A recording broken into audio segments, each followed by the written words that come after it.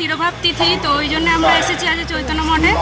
তো মঠে এখন পাঠ হচ্ছে, তো আপনাদেরকে সব কিছুই দর্শন করাবো। আর এখন প্রভুপাদ মন্দিরে ওইদিকে যাচ্ছি।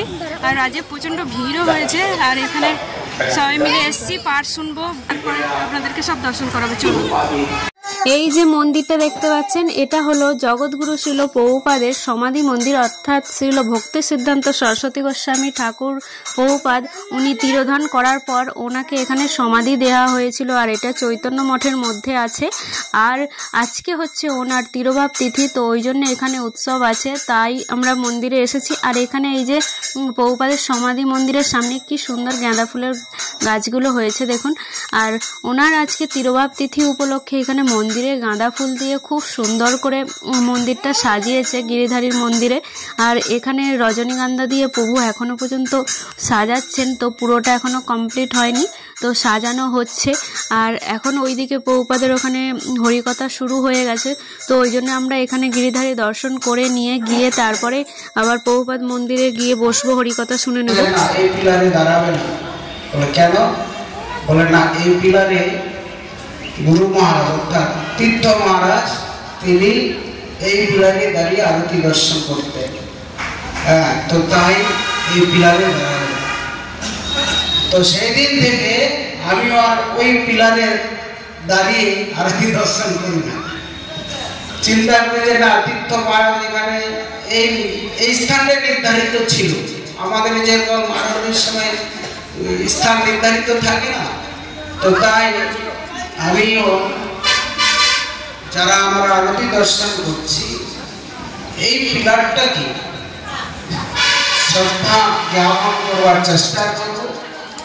কেননা আর কেউ দাঁড়াইতেন না, প্রভুপাদের যত জনেরা ছিলেন ওই স্থানে কেউ দাঁড়াইতেন না, সব দিকে দাঁড়াইতেন, এদিকেও তো অত ছিল না, কিন্তু ওটা তীর্থ মহারাজের জন্য স্থানটি নির্ধারিত ছিল।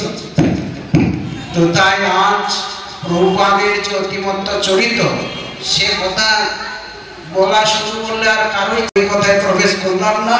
প্রভুপাদ জয়যুক্ত হোক, তার বিরহ তিথিতে তার যেভাবে একটু ভাবুন যে কিভাবে তার দিব্য চিন্ময় কলবরকে সে কলকাতার থেকে নিয়ে আসা হয়েছিল। জগৎ থেকে নিত্য জগতে কি করে যাওয়া হবে তার পথ প্রদর্শন করলেন। সেবা ব্যক্তি ভক্তি রাজ্যে অগ্রসর হয়। माधु चेला बनाया, शिष्य बनाए, वो चेला ऐसा है इतना उन्नत परहंस परम परमात्म पतिम पतिदोदरने कृतवेशयतिम यतिराज गणे परिसेव्य पदम प्रणमामि सदा प्रभुपाद। प्रभुपाद कौन है? परमहंस के शिरोमणि। वो आपने जो शिष्य बनाया परमहंस से कम नहीं है।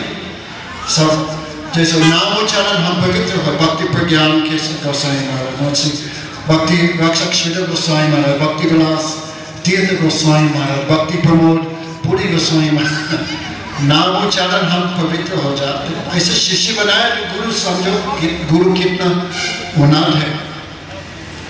और पहले लोग सब आओ आओ कहकर ये सब अपसंप्रदाय लोग सब लोग सोचे ये चैतन्य महाप्रभु जो गांजा पीते हो, मगरमच्छ जल इत्यादि करे, लेकिन ये प्रभु सबको हटाया, साफ कर दिया और अपने वाणी, अपना आचार, अपने प्रचार द्वारा दिखाया विश्व को चैतन्य महाप्रभु का जैसा होना चाहिए।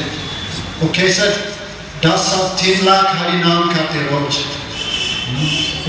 हरि नाम कैसे सब शुद्ध नाम, कितना भजन किया, उस भजन द्वारा जगत इतना पवित्र कर लिया, तो उनका प्रचार तो सफल हो।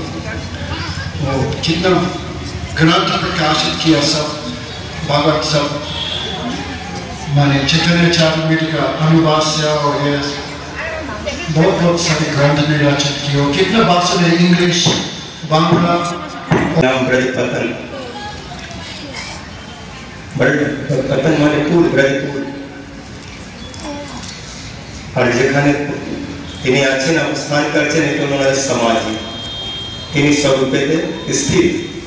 সমাধি মানে সম্পূর্ণ রূপে যেখানে स्वरूप स्थित एक आत्मा हुए प्रिय स्वरूप दलित स्वरूप प्रेम स्वरूप सहजादि रूप निजान रूप करूड़े रूप तत्तान रूप सब विलास और माने होचे संपूर्ण प्रकार के अन्यथा रूप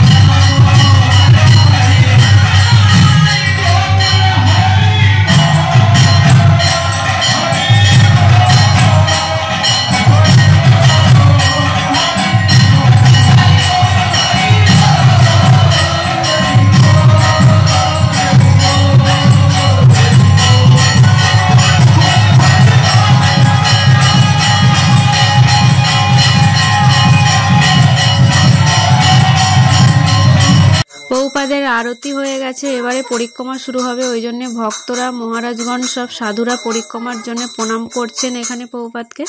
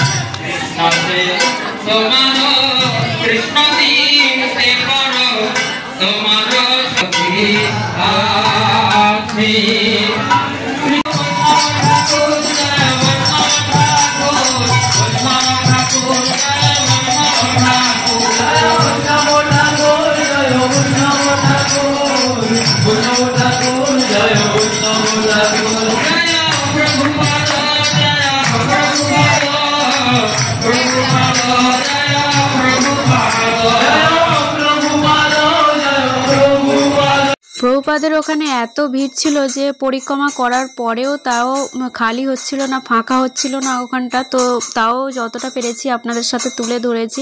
তো প্রভুপাদকে দর্শন করাতে পেরেছি আপনাদের সাথে, আর আমিও দর্শন যতটা করতে পেরেছি সেটাই আপনাদেরকে দর্শন করিয়েছি। আর এখন এবারে ওখান থেকে চলে এসেছি সোজা প্রসাদের জন্য। তো এখানে প্রসাদের জন্য এই দেখুন কত লম্বা লাইন। তো আমরা একটু আগে এসেছি বলে ওই জন্য সামনের দিকে একটু লাইনটা পেয়েছি, নয়তো পরে আসলে এই যে লম্বা লাইন পিছনে লাইন পেতে হতো। তো এখানে এই লাইন দিয়ে তারপরে ভেতরে যেতে হবে। আর এইবারে প্রচণ্ড ভিড় হয়েছে, প্রভুপাদের তিরোভাবেতেই প্রচুর ভক্তরা সব এসেছে এবারে। আর আপনাদেরকে আর একবার লাইনটা দেখিয়ে দিই, এই দেখুন কত লম্বা লাইন। দেখুন অবশেষে আমরা অনেকক্ষণ দাঁড়িয়ে থাকার পর তারপরে এখন আমাদের এই গেট খুলে দিয়েছে। এখন আমরা লাইন এগিয়ে যাচ্ছি আর এই প্রসাদ হলে ঢুকে পড়েছি। তো এখন প্রসাদ পেতে বসেছি।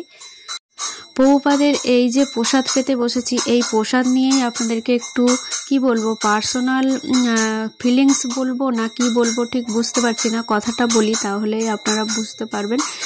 যতবারই প্রভুপাদের প্রসাদ পেতে বসি, তা সে যাই হোক, অন্ন, শুধু অন্ন, ডাল হোক আর যাই হোক, অনেক রকম আইটেম হোক, তো যা প্রসাদই পাই সব প্রসাদই যেন একদম খেয়ে অমৃতর মতো লাগে, এতটা সুস্বাদু খেতে প্রসাদ।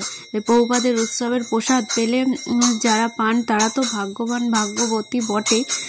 আর প্রভুপাদ নিজেই এই প্রসাদ গ্রহণ করেন, ওই জন্যই এতটা সুস্বাদু হয়। তো আজকে আমাদের প্রসাদ পাওয়া হয়ে গেছে, বাড়ি চলে যাচ্ছি। আজকের মতো ভিডিওটা এই পর্যন্ত। ভিডিওটা কেমন লাগলো অবশ্যই কমেন্টে জানাবেন। ভালো থাকবেন, সুস্থ থাকবেন, দেখা হচ্ছে নেক্সট ব্লগে। হরে